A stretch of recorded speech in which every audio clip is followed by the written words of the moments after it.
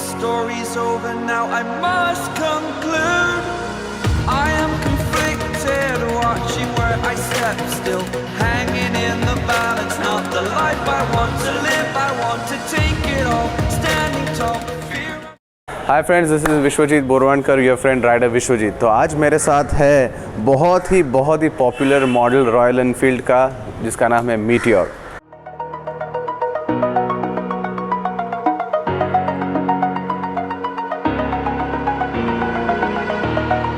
Over the edge, feel like I'm floating through the air. The pain I felt is paid for, all is said and done. सो आज कुछ हम लोग अच्छी बुरी दोनों बातें करेंगे इस अमेजिंग बाइक के बारे में। मैं अमेजिंग इसलिए कह रहा हूँ बिकॉज सब लोगों को जो एक परेशान करता है टॉपिक, जो आरी के चाहने वाले हैं, जो राइडर्स हैं, वो है vibration. So this is the first point I am gonna talk here and this is a very practical review. Basically अभी हम लोग कल रात को गए थे, मैं, निहार और ऐश्वर्य गए थे, तो आपको वीडियो वहाँ पे अभी दिखाई देगी। The first thing which we noticed is the vibration is just the 10% of we are what use to my bike. जो वहाँ पर पीछे जो मेरी 500 खड़ी है, उसके हिसाब से it is just 5 to 10%, which is outstanding. लोग कहते हैं कि बिल्कुल वाइब्रेशन नहीं है, तो माइंड यू गाइस, तो ऐसा बिल्कुल नहीं है। वाइब्रेशन है थोड़ी सी, लेकिन it is almost negligible. So that is the one of the most important parts. ये ऐसा क्यों हुआ? लोग इसको हमेशा थंडरबर्ड एक्स और थंडरबर्ड से कंपेयर करते हैं। क्या वो सिमिलर है? क्या इसकी रिप्लेसमेंट है या ऐसा कुछ है? तो let me tell you guys, this is an extremely different bike, जो एक अलग ही चेसिस से बनी हुई है। The previous bikes had just one single barrel. मैं आपको डिटेल्स में दिखाऊंगा। इसको डबल बैरल का चेसिस है। एक भी पार्ट इसका थंडरबर्ड एक्स और थंडरबर्ड का यहाँ पर नहीं है। So this makes this meteor a totally different bike. So what happens here is the technology, the mechanism is absolutely different, and it has resulted in the minus and almost 5 to 10% of the vibration. So this is the most important point.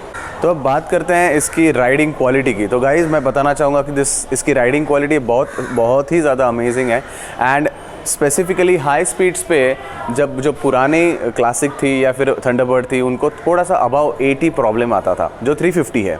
मेरी 500 है। I cruise along at 100 quite comfortably, लेकिन उसके ऊपर वो pressure आ जाता है on the bike.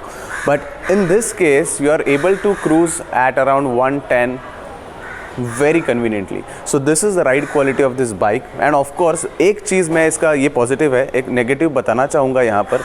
इसका लो टॉर्क थोड़ा सा मुझे कम लगा ऑनेस्टली स्पीकिंग, लेकिन मुझे थोड़ी सी 500 की आदत है, तो उस हिसाब से मुझे वो कम लगा।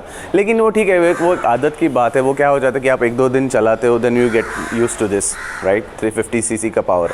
मैं डायरेक्टली शिफ्ट हुआ तो मुझे इनिशियली 5 मिनट्स में थोड़ा सा प्रॉब्लम हुआ, but that is not a major issue. And again talking about the ride quality, as I said, it has high torque, ज़्यादा अच्छा है इसका। So once you get along 60, 70, 80 you get a good pickup there. So that is one thing जहाँ पर थोड़ा सा changes है। और जहाँ तक बिल्ड क्वालिटी की बात है गाइस, मैं आपको बताना चाहूँगा कि बिल्ड क्वालिटी काफ़ी अच्छी है, लेकिन इम्प्रूवमेंट का स्कोप डेफिनेटली है। And what I feel is couple of things जो अच्छी हैं बहुत ज़्यादा, और जो नेगेटिव है उसके बारे में बात करते हैं। इस क्रूज़र बाइक में एक बहुत अच्छी बात यह है कि हाइट इसकी बहुत ही ज़्यादा कंफर्टेबल है। मैं 5'7" हूँ। मैं आप लोगों को बैठ के दिखाता हूँ।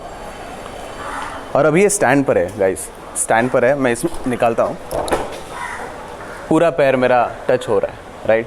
सो this is an amazing thing. So it makes a comfortable ride for a person like me who is 5 feet 6, 6.5 and 7. So this is quite comfortable for those guys. Let's talk about the looks and build quality here. और सबसे पहली बात front से start करते हैं, because I think the front looks absolutely amazing. And just to start off with the positive points here, the windshield looks outstanding. ये जो इसका क्लैम्प्स हैं वो बहुत ही स्लीक है। There are no nut bolts and no stuff happening around, there is just one clamp here. ये जो देख रहे हो आप लोग, this is just one clamp and it's a nice turn here. And then Allen keys से आप लोगों को यहाँ पर फिटिंग्स दिखाई देती है। This is a good thing about the windshield. The not so good thing about the windshield is the quality. It is absolutely thin, it is not very thick and it's थोड़ा सा भी आप ऐसा करेंगे तो वो फ्रेजाइल लगता है. Coming back to the headlights, they are very nicely designed. Obviously you get the halogen और यहाँ पर डिटेलिंग देखो वहाँ पर RE लिखा हुआ है. So this is what you get and this ring is DRL. This is LED DRL ring, लेकिन अंदर वाला headlight it's gonna be halogen. So coming downwards to the wheel base, here I am थोड़ा सा disappointed with RE because ये मैंने expect नहीं किया था.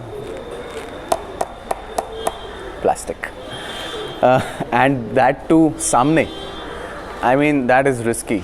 कुछ अगर गलती से कहीं लग जाती है, कुछ हो जाता है, this gonna bend for sure and it is gonna effect your other things also जो यहाँ पर कनेक्टेड हैं. सो ये थोड़ा सा मैं एक्सपेक्ट कर रहा था कि ज़्यादा फ़र्क नहीं, शायद वेट के हिसाब से इन्होंने किया होगा, बट डजंट मैटर यार, it's a very small part. So coming down to the tyres are pretty impressive. They are 100/19 front वाला and this is a beautifully, वो लोग कहते हैं कि मशीन कट इसको मैकवील्स को कहते हैं. The pretty interesting and there are lot of options here as well जो बहुत ही अच्छे मुझे स्लीक लगे. And if you can get the camera here, this is a 300 mm disc plate. Amazing disc brakes here, dual channel ABS again of course, and this is the best part here. Safety wise the braking is outstanding. हम लोग ने अभी ride भी किया था. It is superb. So coming back to this side of the vehicle, again details are so nicely done here. ये जो फुटपैक्स है वहाँ पर भी रॉयल एनफील्ड लिखा हुआ है, if you can see that, right? Obviously royal Enfield on the engine. यहाँ पर Meteor लिखा हुआ है. Again this is plastic, which I am disappointed. This is plastic. This one is metal, fortunately, but this is plastic. So I don't like this. But again, this is beautiful. I like this. Obviously black engine is the thing right now and Thunderbird में भी पहले से शुरू है, तो ये यहाँ पर कंटिन्यू किया इन लोगों ने. So coming back to the seat, ये बहुत ही अच्छी कंफर्टेबल सीट है for a cruiser. It is very comfortable. लेकिन मैं एक बात यहाँ पर बताना चाहता हूँ कि यूजुअली क्रूज़र का क्या सीन होता है कि आप लोगों की पोजीशन थोड़ी सी ऐसी रहती है फॉर द क्रूज़र्स. तो इसकी वजह से क्या होता है कि आपका पूरा प्रेशर है ना आपके टेलबोन पे आता है. सो आफ्टर 200-250 किलोमीटर हो जाने के बाद ना थोड़ा सा बैक पेन शुरू हो सकता है. इन अपोजिट टू क्लासिक जो वहाँ पर निहार की खड़ी है और मेरी खड़ी है, हमारा पोस्चर, वहाँ का पोस्चर थोड़ा सा क्लासिक का पोस्चर ऐसा रहता है. तो आपका weight over your hips and thighs equally distribute होता है. बट इन दिस केस शायद आपको थोड़ी सी प्रॉब्लम आ सकती है, लेकिन फॉर 200-300 किलोमीटर्स राइड आपको पता भी नहीं चलेगा. It's gonna be extremely smooth. The pillion seat थोड़ा सा मुझे और चौड़ा होता तो अच्छा लगता था, but is not bad. But you get metal again here, this metal, and the back rest comes with the higher and only. And again, yeah, if you come back here, so this backlight is a LED light. Here दोनों halogens है, and अगर आप लोगों को पता होगा, so this and the Benelli looks extremely similar here. You get Royal Enfield again here. Coming back to the handlebar, एक बहुत ही amazing बात यहाँ पर है, जो है इसका ब्रेक लीवर और क्लच लीवर. Guys, ये जो इसके थिकनेस है ना, it is beautiful और इतना ये कंफर्टेबल हो जाता है. एक 2 फिंगर्स के साथ भी आप लोग इसको यूज़ कर सकते हो. इसकी ग्रिप बहुत अच्छी है and same with the in this side as well.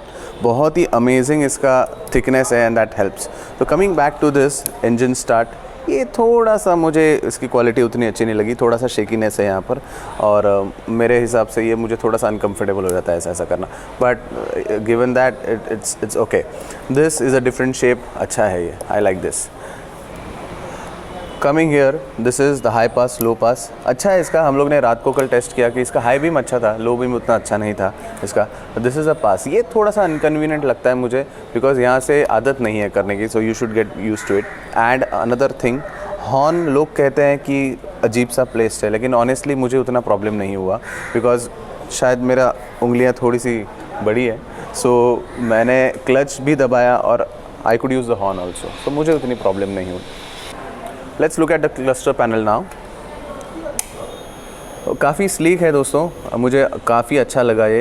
यहाँ पर आप लोगों को फ्यूल इंडिकेटर डेफिनेटली है, बैटरी, ABS, न्यूट्रल, गियर यहाँ पर भी दिखता है और यहाँ पर भी दिखता है। ये जो 0 दिख रहा है ना, that is the gear thing. So that is great, क्योंकि हम लोग जब क्लासिक चलाते हैं, so this is what we some time बहुत हम लोगों को लगता है कि पता होना चाहिए कौन से गियर पे ऐसा होता है कभी कभी। सो this is a very good thing जो यहाँ पर है। पेट्रोल का एक इंडिकेशन डिजिटल है, सो that is amazing and this looks very sleek of course. And coming back here, this is a navigator. इसमें आप लोगों को एकदम मोटा मोटा पता लगेगा, बहुत डिटेल में नहीं है। 1-2 एरोज आते हैं और उनके रंग चेंज होते हैं according to the distance you are covering. So this is what it is, but it is a good addition to it. So let's talk about the two most important things. The first one is price and the exhaust note. Price से start करते हैं। इसका जो top and है supernova, जो जाता है 2,22,000 के आसपास, and the first one the fireball है that is around 2,05,000 and the next one is Stellar जो मिड वेरिएंट है that is around 212. So this is what the price range is, and you get all the freebies, not the freebies, just accessories with the high-end stuff here. So this is what it is. और without wasting any time, सबसे exciting बात exhaust note सुनते हैं, चलिए. Now let's listen to the exhaust note of this Meteor 350. So as you must have noticed, थोड़ा सा different है। अगर हम लोग जब रेव करेंगे तो पता लगेगा। So it is a bit different than what निहार्स एंड अदर जो BS6 के बाइक्स हैं क्लासिक, उससे ये अलग है थोड़ा सा। इसका sound it's definitely different, it sounds different and it feels different. So guys, this is my review about hands on review of what I feel about the Meteor 350. It's a good bike. To sum it up, it is an extremely good cruiser and जो इसमें changes किए हैं, it's a thumbs up from my side. And जो beginners है, जो first time buyers हैं, उनके लिए ये this is a blessing. It's a beautiful machine to buy. So this is what I feel about it. Thank you so much for watching my channel. Subscribe to Rider Bishwaji. Thank you.